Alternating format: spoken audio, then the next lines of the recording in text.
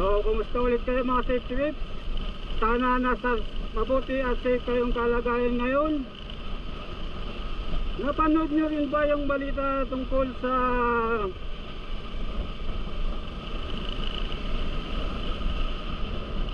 modern jeep na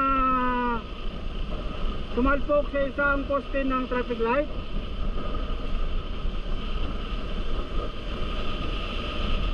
Sa video